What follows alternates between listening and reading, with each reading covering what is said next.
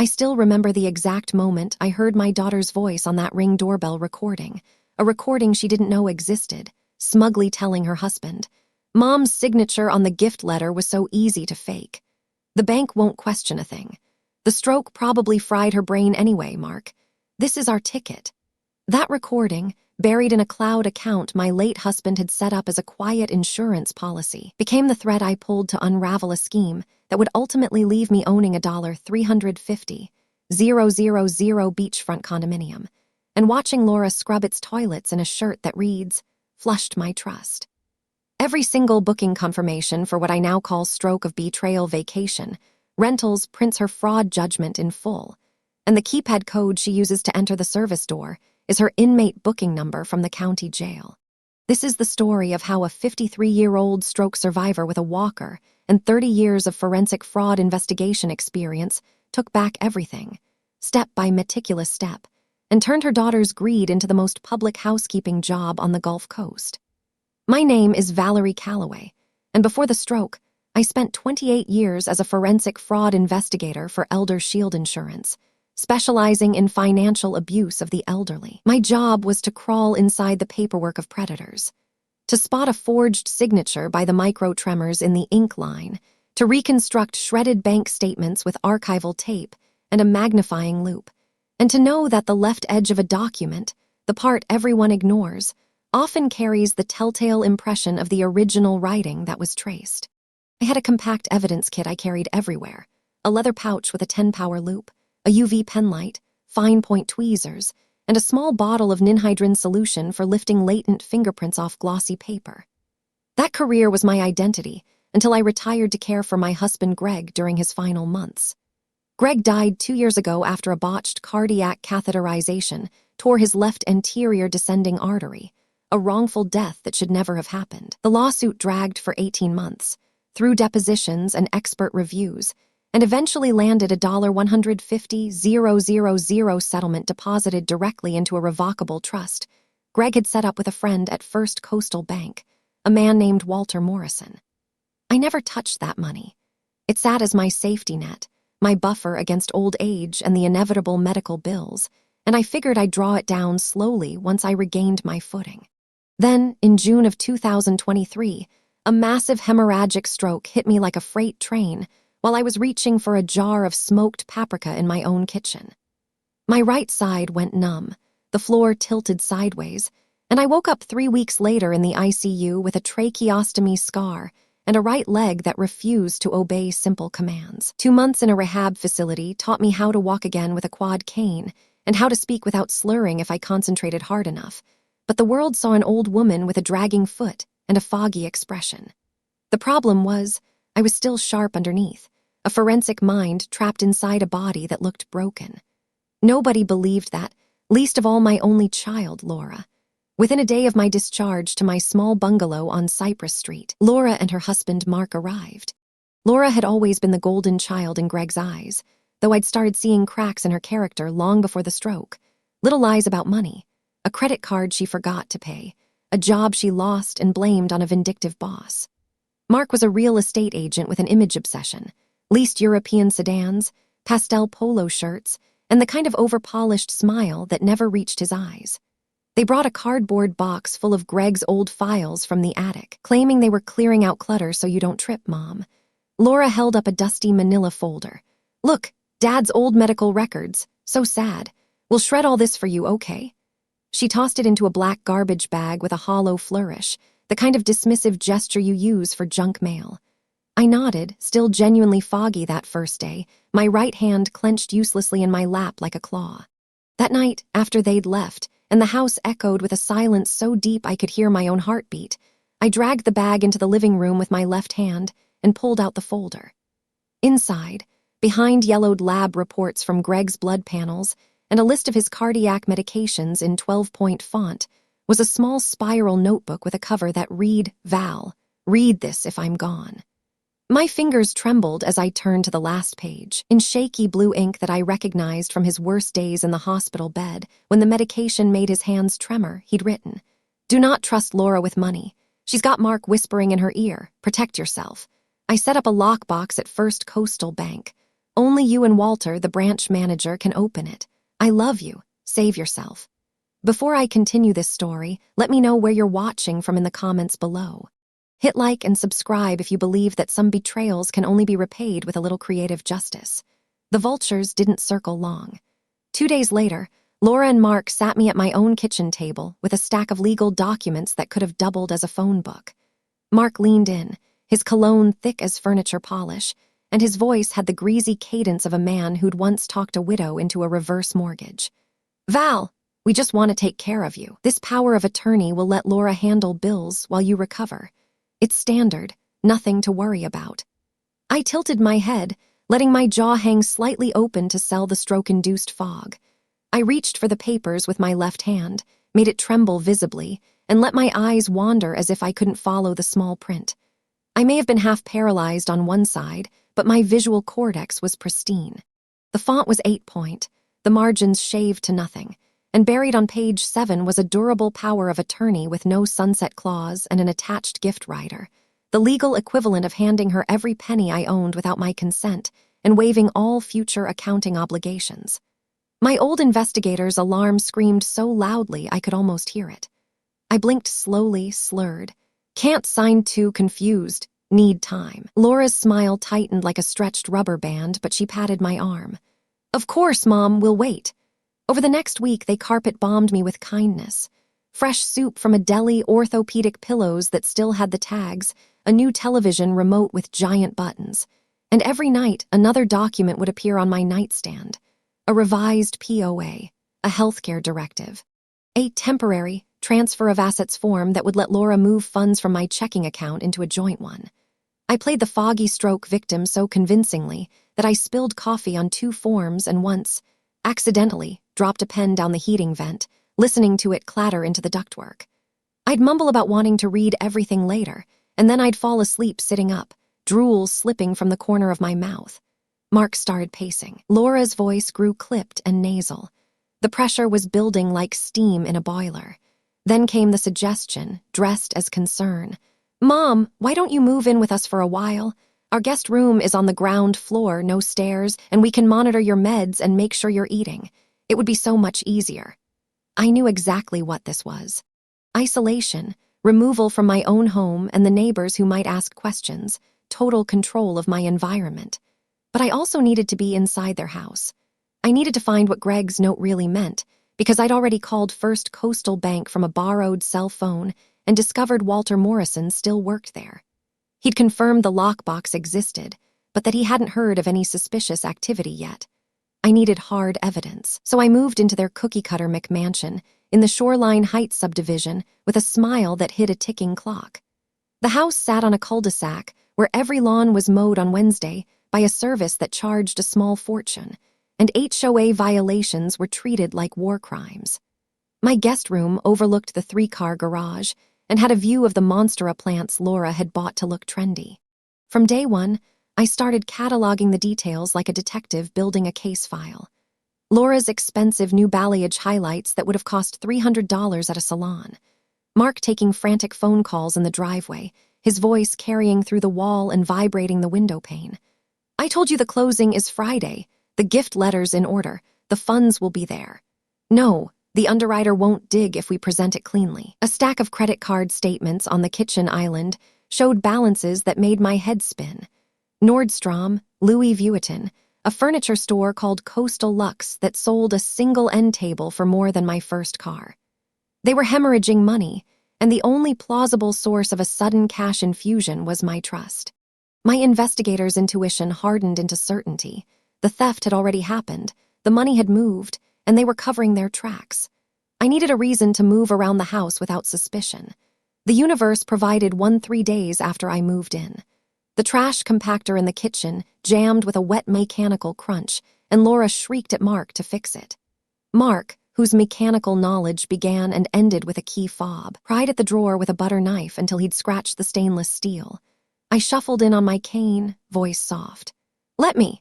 I unlatched the safety catch using a bent paperclip from the junk drawer, then cleared the crushed glass and chicken bones in 3 minutes flat, my left hand working with the precision of someone who'd spent decades disassembling evidence. The machine groaned back to life. Laura stared at me like I'd performed a magic trick. Mark muttered, "Huh, handy old lady." From that moment, they viewed me as a harmless, somewhat useful piece of furniture.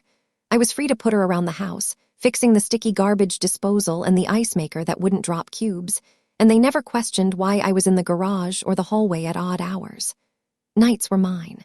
The stroke had scrambled my sleep architecture anyway, so I'd wait until the house settled into deep silence around midnight, then ease out of bed with my cane and explore. The hallway light cast a pale glow over the baseboards. I found a locked office off the garage, a solid core door with a Schlage deadbolt and a keypad I didn't know the code to. I knew from my old case files that people hide keys above door frames, under potted plants, inside magnetic boxes behind downspouts. I checked them all methodically, with a penlight gripped in my teeth. Nothing. But Mark had a habit of hanging his key ring on a hook by the back door, the same hook where he kept a spare fob for his BMW. One evening, while they were out at a networking event that I suspected was a cover for a dinner with a lender, I staged a dizzy spell to buy myself time alone. I collapsed onto the patio couch, limp and moaning, until I heard their car pull into the garage at 8:45. As they rushed to my side, I made a show of confusion, and in the flurry of getting me inside, I palmed the office key from the hook and slipped it into the waistband of my elastic waist trousers. I was back in my room before they'd finished arguing about whether to call an ambulance. That night, I held the key under my bathroom light and smiled. It was a Kwikset KW1, a cylinder so common you could jiggle it open with a tension wrench, but I didn't need to pick it. I had the genuine article. Around 1 a.m, I let myself into the office. The air smelled of stale coffee, toner, and the faint ozone of a printer that had been running hot. A particle board desk was buried under file folders, and a crosscut shredder overflowed with confetti strips that spilled onto the carpet like paper snow. The machine had a 10-sheet capacity and a diamond-cut pattern, but it didn't cross-shred finely enough to defeat a determined analyst. I lowered myself to the floor, ignoring the deep ache in my hip and the way my right foot kept sliding out from under me, and got to work with the same obsessive focus I'd once used to nail a $2 million Medicare scam. In my old life, I carried a compact evidence kit everywhere. A 10-power loop, a UV penlight, a pair of fine-tip tweezers, and a roll of document repair tape. That kit was still in my overnight bag, tucked inside a padded makeup case that Laura never thought to search because she assumed I was too brain-damaged to even apply lipstick. I retrieved it, then spent 3 hours and 40 minutes sifting through the shredded mess like a paleontologist reconstructing dinosaur bones from a tar pit. The key to reconstructing crosscut shreds is to ignore the chaos and focus on the edges. Every sheet had been fed into the machine upright, so the strips came off in intact vertical columns if you understood the feed pattern. I worked under the UV light, which made the paper fibers fluoresce slightly and helped me identify matching grain directions. I matched edge tiers, compared the micro-perforations along the cut lines, and laid the pieces on a sheet of cardboard I'd pulled from the recycling bin, taping them into a mosaic with short strips of document repair tape that wouldn't yellow. By 3:15 in the morning, I'd rebuilt 3 complete pages of a Wells Fargo bank statement for an account in Laura's name, with a mailing address that matched the Shoreline Heights house. The statement showed a deposit on August 3rd, $147,000, with a transaction code that indicated a wire transfer from First Coastal Bank. The date was 2 days after Laura finally badgered a bedside notary into witnessing my shaky signature. On the POA, I'd been too tired to protest. A signature I later learned she had guided my hand until after slipping an extra dose of my prescribed muscle relaxant into my applesauce. Then I found the gift letter. It was a photocopy, not the original, but clear enough. Dated July 28th, it stated that I, Valerie Calloway, was gifting $150,000 to my daughter Laura for the purchase of a primary residence, and it bore my signature. I angled my loop and clicked on the UV light. The ink was a black gel rollerball, a Pilot G2 from the look of the line weight, but the line quality varied in a way that screamed forgery. A genuine signature has a rhythm. The upstrokes are light, the downstrokes are heavy, and the pen lifts and lands with microsecond confidence. This signature had hesitation marks, tiny squiggles where the pen had stopped and started, the classic signature of a tracer. I pulled up my own known exemplar, a copy of my driver's license signature I'd kept in my kit for comparison, and layered the two under magnification. The baseline, the imaginary line the writing sits on, drifted upward by 1.2 millimeters on the forgery, a sign that someone had placed a model underneath and slowly traced it while their shoulder crept up with tension. No confident writer's hand drifts upward on a flat surface unless they're straining to copy a model they can't see clearly. I photographed every inch of that document with my phone, the macro lens capturing individual paper fibers, then turned to the filing cabinet in the corner. The drawer wasn't locked. Inside, behind hanging file folders labeled Tax 2019 and HOA Docs, I found a purchase contract for Unit 302 at Sea Glass Shores, a new beachfront condominium complex 5 miles down the coast, with floor-to-ceiling windows, a marina, a rooftop bar, and ads in the local real estate magazines that screamed luxury. The sale price was $350,000. The $150,000 gift served as the down payment, and tucked behind the contract was a uniform residential loan application signed by Laura and Mark, claiming a combined annual income of $180,000. I knew for a fact Laura hadn't worked full-time since she'd quit her dental hygienist job 2 years ago after a dispute with the office manager, and Mark's real estate commissions had dried up to a trickle because he spent more time posting Instagram photos of his leased BMW than actually showing houses. This was mortgage fraud, plain and simple. They had inflated their income by forging employer verification letters, which I found tucked in a manila folder, complete with a fake phone number that rang to a burner phone mark kept in his glove compartment. They had used my stolen money as a lever to snag a property they could never afford, then planned to rent it out on a vacation platform to cover the mortgage while leaving me with nothing, warehoused in a state facility that Laura had already researched and bookmarked on her laptop. I slid the contract back exactly as I'd found it, wiped my prints from every surface with the hem of my nightgown, and returned to my room. I now knew the mechanics of the crime. I needed the kill switch. The next morning, I told Laura I had a follow-up neurology appointment and needed a ride. She dropped me at the medical center's main entrance at 9:15, her impatience disguised as efficiency. I limped inside, waited 5 minutes behind a large ficus tree, then walked out the side exit and took an Uber to First Coastal Bank on Pelican Road. The building was a low-slung brick structure with a drive-through lane and a faded sign.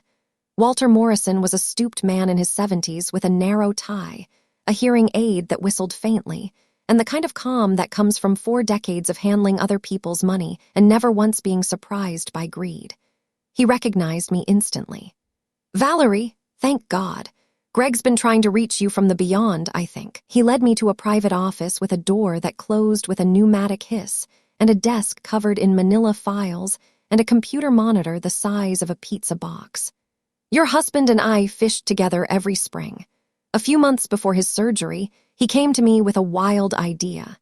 He said he didn't trust Laura's intentions, that she'd been pressuring him about the settlement even before the lawsuit was final, calling him in the hospital saying she needed a loan for an investment opportunity. So he set up a revocable living trust with a specific provision. He embedded a biometric trigger. Any distribution over $10,000 requires your physical presence at this branch, with a thumbprint scan that cross-references a secure database in real time.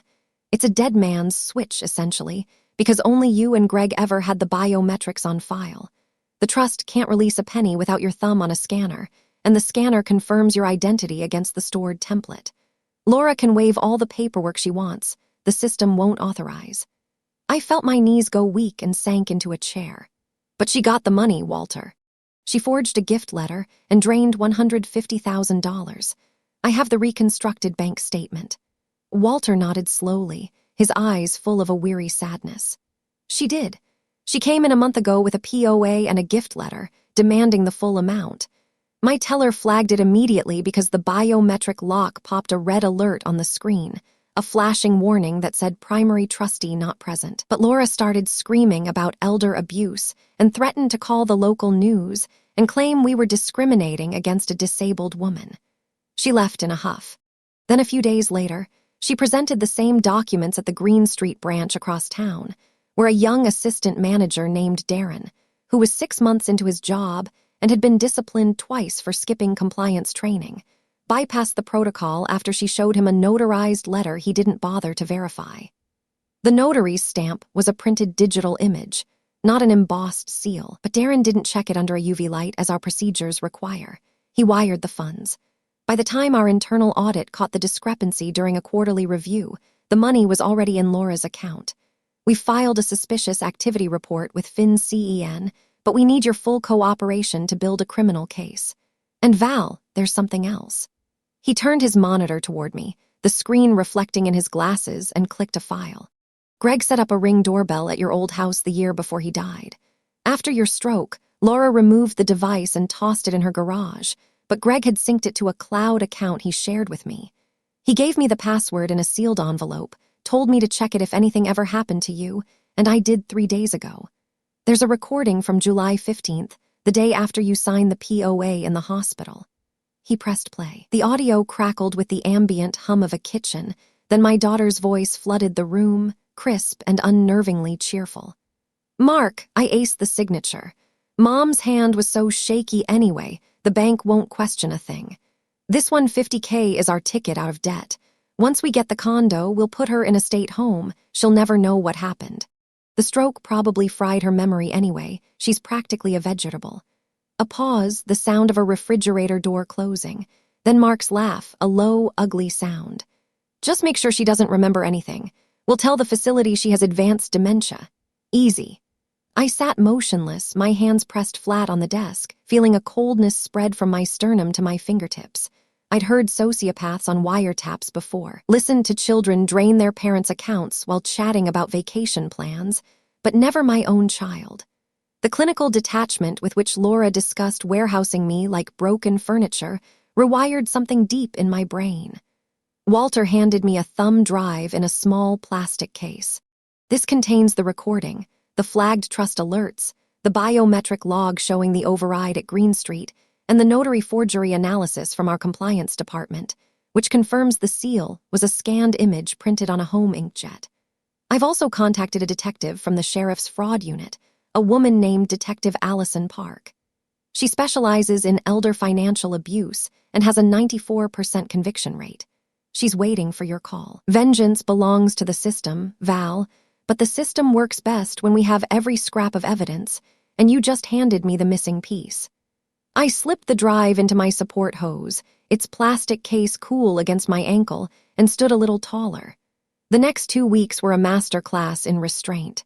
I continued playing the addled stroke patient, while Detective Park and Walter built an airtight file that now included the reconstructed bank statements, the forged gift letter with my photographic analysis, the fake employer verification letters, and the cloud recording.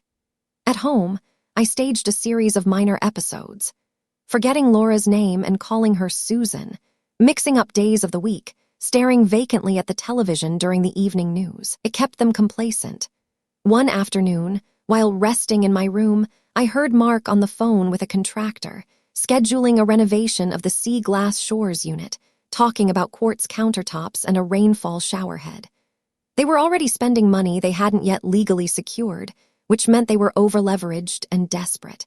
I wandered into the garage later that day and found the Ring doorbell itself lying on a shelf next to a box of Christmas ornaments. The white plastic was dusty, the motion sensor dark, but I ran my thumb over the serial number sticker and felt a quiet pulse of connection to Greg. Its soul was already saved in the cloud, and now I held the husk. I slipped it into my pocket and kept it on my nightstand like a talisman. Then came the barbecue. The last Sunday of August, Laura and Mark hosted a cookout to show off their pending condo, though the closing hadn't happened yet, and the title was clouded by the fraud investigation they didn't know about. They'd invited neighbors, a few of Mark's real estate cronies, and a couple from their spin class. I sat in a webbed lawn chair by the pool, nursing a lemonade in a plastic cup, while Laura flitted about in a coral sundress playing the doting daughter. The smell of lighter fluid and charring meat hung in the air. Around 2 in the afternoon, I decided to run my final test, the one that would extinguish any remaining flicker of maternal hope. I'd rehearsed it with Detective Park, who was parked 2 blocks away in an unmarked sedan with a direct line to the paramedics. I stood up slowly, wobbled dramatically, clutched my chest with my left hand, and collapsed onto the cool patio stones with my right leg twisted under me. I let my eyes roll back until only white showed, mouth slack, breathing deliberately shallow and irregular. Chaos erupted. A woman in a golf visor screamed. A man yelled for someone to call 911. Children were herded inside. And then, through the noise, I heard Mark's voice, low and urgent but not directed at me. "Laura, get the bank folder off the coffee table before the EMTs come. If anyone sees those papers, if they open that folder." Footsteps, not toward me but into the house. I lay there counting seconds. 3, 5, 10. I heard Laura's sandals clacking on the patio stones, and then I felt a pressure on my ribcage as she stepped directly over my body, not around, her foot brushing my side like I was a speed bump.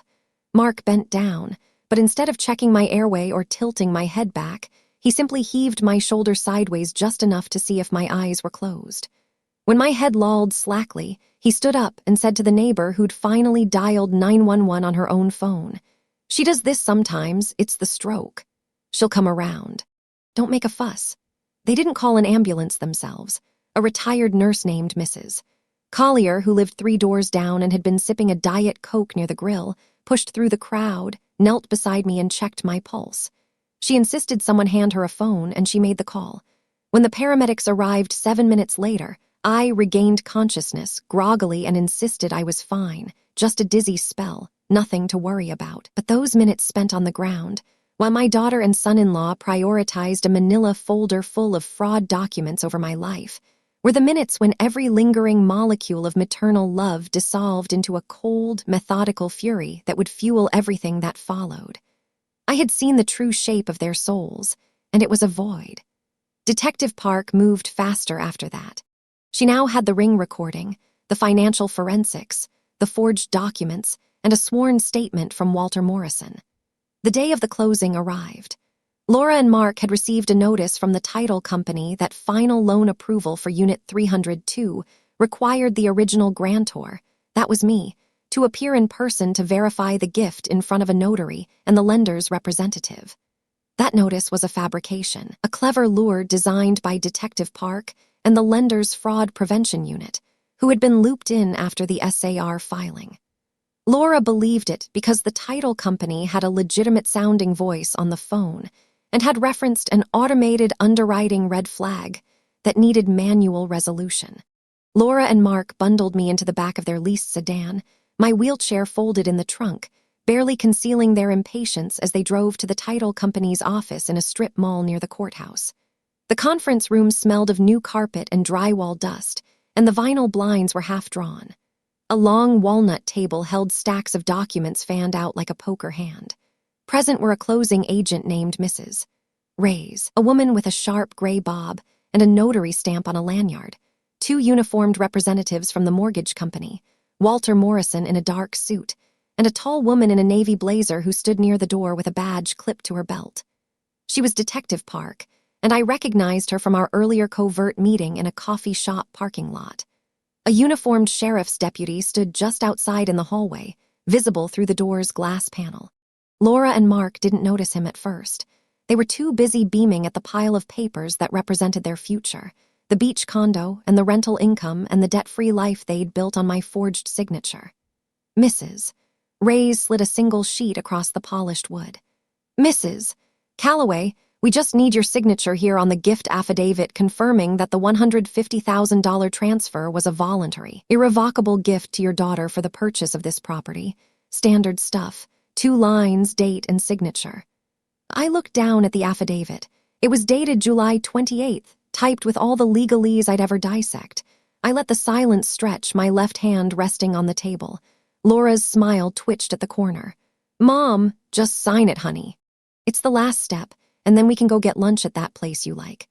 I raised my head and spoke, my voice clean and unhurried, every syllable crisp, no slur whatsoever. "I will not sign a document that perpetuates a felony." The air froze. Mark's face drained of color until his spray tan looked like a paint job over plaster. Laura made a sound like a tire deflating, a high-pitched wheeze. "What? Mom, what are you talking about? Your brain is just confused. You don't understand business. Just sign the paper." Detective Park stepped forward and placed a badge on the table, the metal clinking softly. Laura Calloway, Mark Delaney, you are under arrest for elder abuse, forgery, grand theft, and mortgage fraud. She recited the Miranda rights in a calm, practiced cadence while the deputy entered and cuffed them. Laura thrashed, her voice rising to a shriek that cracked the professional silence. That's my money. She's crazy. She has brain damage. The court already said she's incompetent. None of this will hold up.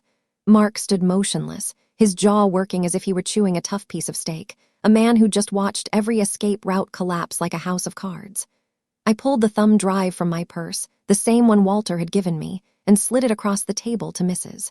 Ray's. Play it, please. She inserted it into a laptop connected to a small Bluetooth speaker. The audio filled the room, my daughter's voice as crystalline as it had been in Walter's office. Mark, I aced the signature. The bank won't question a thing. We'll put her in a state home. She'll never know. The room went silent except for that smug recording. I watched Laura's face crumble through a rapid sequence of emotions. Shock, then rage, then a desperate, scrabbling attempt to fabricate a new lie, her mouth opening and closing like a fish on a dock. Mark just stared at the floor, his cuffs clicking against his wrists. The deputy led them out, Laura still screaming about suing everyone, and the door closed with a soft, final click. The assistant manager from Green Street, Darren, was arrested later that day at his apartment after investigators found he'd received a $5,000 gift from Mark's personal account 2 days after the wire transfer. He was charged with conspiracy to commit bank fraud and accepting a bribe. The mobile notary who'd stamped the phony acknowledgement was traced through the app's digital geotag and arrested at her home, where detectives found a Canon inkjet printer still loaded with glossy paper, its output tray holding test prints of a scanned notary seal. She was charged with fraud and forgery. The civil case that followed wasn't even a battle. It was a rout. The court froze the condo purchase and voided the fraudulent deed within 48 hours of the arrests. I sued for restitution and damages, and because the evidence was so overwhelming, Laura and Mark didn't even contest the suit. The judge ordered them to repay the full $150,000 plus $85,000 in emotional distress and legal fees, a sum that would attach to any future earnings like a barnacle. But the real blow was constructive trust. Because the condo had been purchased entirely with stolen funds and secured with a fraudulent mortgage built on falsified income documents, the court ruled that title to Unit 302, see Glass Shores, reverted to me, the victim, free and clear of any encumbrance. The mortgage company canceled the fraudulent loan entirely and pursued its own civil claim against Laura and Mark for mortgage fraud, which would follow them through bankruptcy. Laura pleaded guilty to 2 felony counts of elder abuse and forgery under a plea agreement that required her to testify against Darren. She was sentenced to 18 months in county jail, but the sentence was suspended to 3 years of intensive probation with 500 hours of community service, a condition I would later shape into something very specific. Mark got 6 months in county jail, served on weekends, and lost his real estate license permanently. They declared bankruptcy and lost the Shoreline Heights house to foreclosure. I heard through the grapevine that they now rent a 1-bedroom apartment near the highway overpass, and Mark drives for a food delivery app while Laura works the job I provided. I took possession of the condo on a windy Tuesday in November. The key turned in the lock with a clean, satisfying click, and I stepped into a space filled with floor-to-ceiling windows that framed the dunes and the gray-green gulf beyond.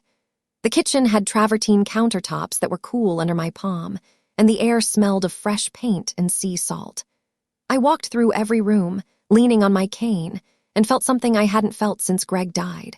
Ownership, not just of property, but of my own narrative.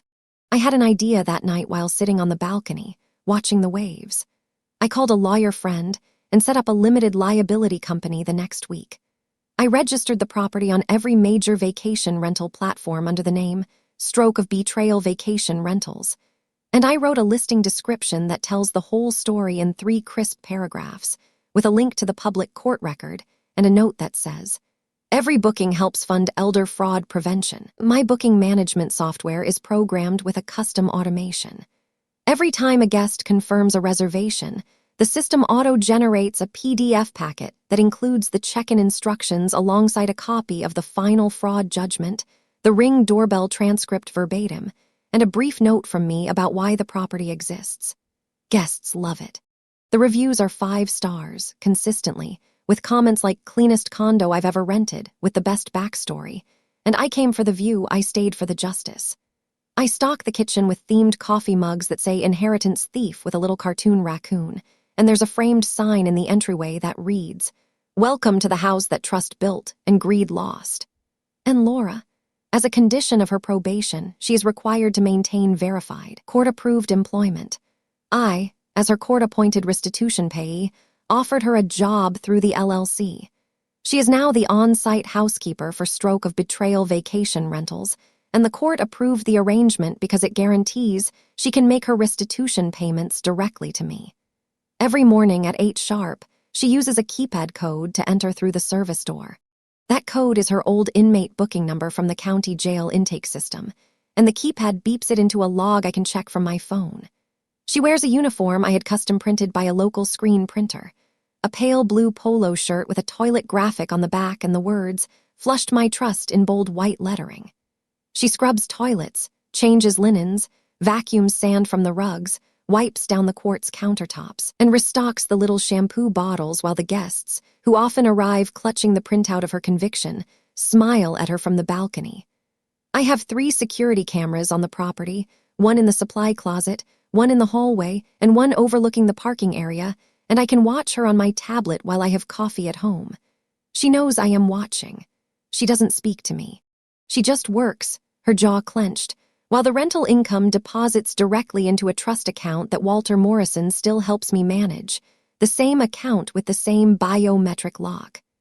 Greg's note sits in a shadow box on my wall now, beside the dusty Ring doorbell, and a framed copy of the very first booking confirmation. I think about his foresight every time I hear the faint hum of a vacuum through the floor of that beautiful condo that was almost stolen from me.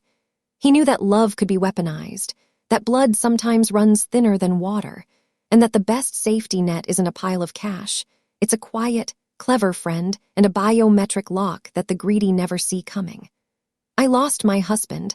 I lost my health for a time, but I never lost my ability to see a forged ink line for what it was. A lie someone else would eventually have to scrub away, one toilet bowl at a time.